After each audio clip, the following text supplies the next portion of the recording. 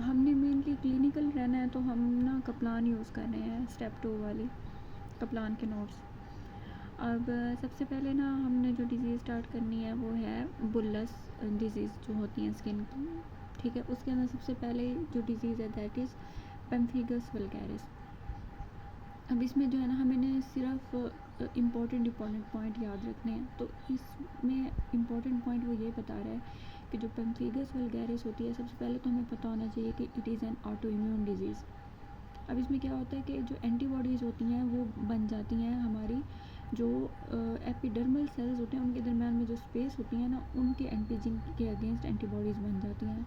यानी कि जो एपिडर्मल सेल्स होते हैं उनके दरम्यान में जो ग्लू होता है that holds those cells together, ठीक है, उनके अगेंस्ट एंटीबॉडीज़ बन जाती हैं, ठीक है। तो जब वो एंटीबॉडीज़ होती हैं वो एपिडर्मल सेल्स को अटैक करेंगी, ठीक है। वहाँ पे मतलब एक ऑटो इम्यून सा रिएक्शन होगा और वहाँ पे क्या होता है, बर्न, जिस तरह से स्किन बर्न होती है उस तरह के बुल्लास बन जाते हैं, ठीक है।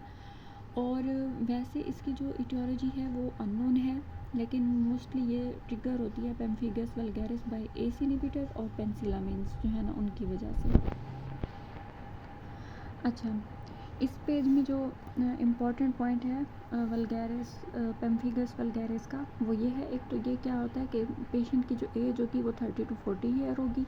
दूसरा जो पेम्फिगस वल्गैरिस होती है ये माउथ से स्टार्ट होती है, ठीक है। ओरल लीजन्स होती हैं इसके अंदर और जो बुल्ला बनते हैं दे आर वेरी फ्लैसिड और इजीली ब्रेक हो जाते हैं। तो इम्पॉर्टेंट इसमें क्या है कि निकोल्स की साइन जो होता है ना वो इसके अंदर पॉजिटिव होता है। निकोल्स की साइन क्या होता है कि जब कोई फिजिशियन उन बुल्लास को मतलब वहाँ से स्किन को उतारने की कोशिश करेगा तो वो इजीली वहाँ से उतर जाती है, just like a thin sheet. और ये निकोल्स की साइन जो है ना पेम्फिगस वल्गैरिस के अलावा भी कुछ डिजीज़ के अंदर पॉजिटिव होता है। उसमें स्टेफ ऑरियस इंड्यूस जो स्कार्लेट स्किन सिंड्रोम होता है या फिर टॉक्सिक एपिडर्मल नाइक्रोलाइसिस होता है उसके अंदर भी ये पॉजिटिव होता है।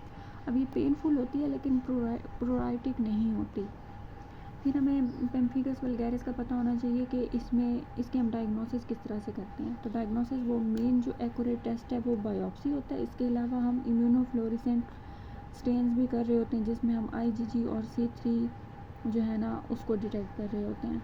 ट्रीटमेंट जहाँ पे भी कोई मतलब एक लाइफ थ्रेटनिंग सी डिज़ीज़ होगी वहाँ पे ट्रीटमेंट हमेशा हम सिस्टेमिक स्टेरॉइड्स की तरफ जाएंगे। कोई भी स्किन कंडीशन है ना उसमें सिस्टेमिक ग्लूकोस्टेरॉइड जैसे कि प्रेडनिसोलोन यूज़ करते हैं क्योंकि टॉपिकल स्टेरॉइड्स इतने ज़्यादा इसके अंदर इफ़ेक्टिव नहीं होते।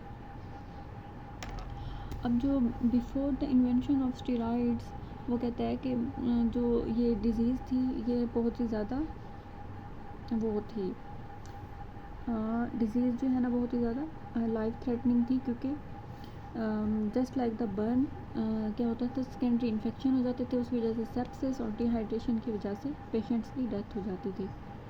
अगर स्टेरॉइड्स या तो इफ़ेक्टिव नहीं है या फिर पेशेंट्स जो है ना वो उनको टॉलरेट नहीं कर सकते तो फिर हम जो है ना अदर इम्यूनोसप्रेसिव ड्रग्स जैसे कि एजाथियोप्रिन, साइक्लोफॉस्फामाइड की तरफ जा सकते हैं या फिर हम IV इम्यूनोग्लोबुलिन्स वगैरह भी हम इसके अंदर यूज़ कर सकते हैं।